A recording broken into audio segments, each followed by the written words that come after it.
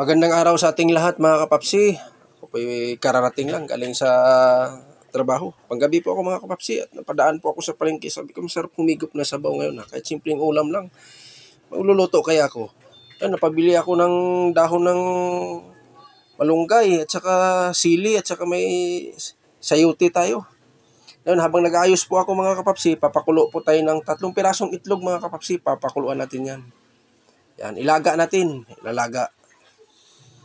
Yan, habang nagbabalat po tayo mga kapapsi sa itlog dahil luto na, magigisa po tayo ng mga ricados mga kapapsi. Yan, yan ang ating ricados. Kunting mantika lang yan kung makikita nyo. Binasa ko lang, kunti lang. Hindi natin masyadong dinamihan ng mantika. Pang ano lang sa gulay natin. At saka panggisa lang sa ating sibuyas, kamatis. At saka naglagay ako ng luya para mabango. Yan. Yan po ang ating recipe mga kapapsi. Mamaya makikita nyo kung anong lulutuin ko. Napakasimpleng ulam lang to mga kapapsi pero napakasarap. Yan. Saka maglagay tayo ng sayuti. Yan. Hindi ko na pinakita sa inyo pagbalat at paghiwa. Para hindi kayo mainip mga kapapsi. Diniritso ko na. Yan. Yan, hiniwa ko na yan siya. Haluin lang siya natin haluin para papasok yung aroma ng ricados natin dyan sa sayuti.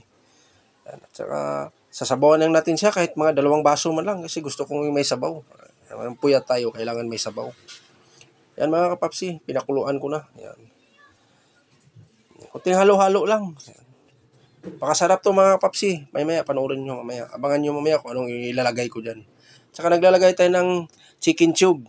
Yan. Para lalong sumasarap chicken tube. Baka naman, matagal na akong sumusuporta sa inyo. Chicken tube. Yan.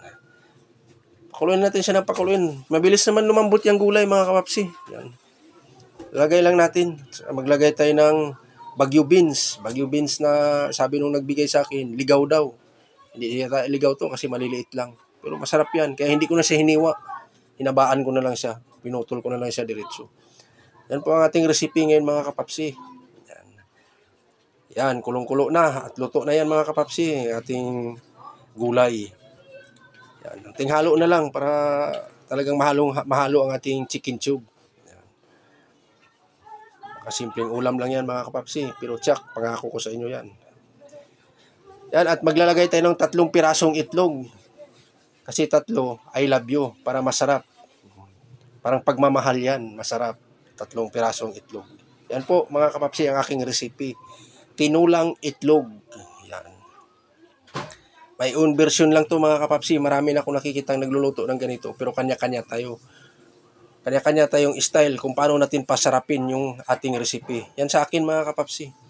Siyempre naglalagay tayo ng dahon ng sili at hindi naman papayag si dahon ng sili at wala siyang partner.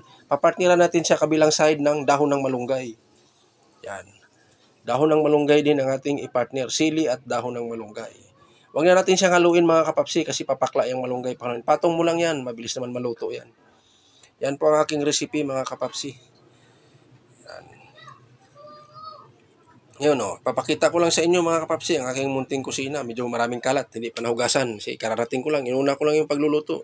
Pagkatapos kong kumain, saka ako maghuhugas. Medyo gutom na rin. Sabaw pa lang mga kapapsi, umiling-iling nasasarap si kapapsi. Yan. Yan, kunting kulo na lang yan. At ngayon, nandyan na ang aking recipe mga kapapsi. Papakita ko sa inyo. Yan, tinulang itlog. Yan bango mga kapapsi. Talagang mapa-extra rice na naman si kapapsi nito. Yan. Titikman natin yung ating inabangan, tikiman time. Yan, napakasarap. Suminyas na, okay daw. Talagang mapa-extra rice na naman tayo nito. At saka yung kanin ko mga kapapsi, kaning lamig. Bahaw kung sa tatawagin sa Bisaya. Yan, masarap kumain pag nakakamay. Yan ang ating itlog mga kapapsi, bibiyakin natin. Yan, tikman natin. Wow, sarap talaga. Yan. Okay. Papatuloy natin mga kapapsi. Kung sino pang hindi kumain dyan, sabay tayo. Kuha kayo ng pagkain nyo. Sabayan nyo ako mga kapapsi. Kain tayo. Baguio beans. Napakasarap. Yan. At ako po'y nagpapasalamat sa inyo mga kapapsi sa walang sawang suporta nyo sa akin. Hindi ko naman kayo maisa-isa. Maraming salamat po sa inyo. Yan. Patuloy natin mga kapapsi. At hanggang dito na lang din ako See you next vlog. Thank you for watching mga kapapsi. Ingat po tayo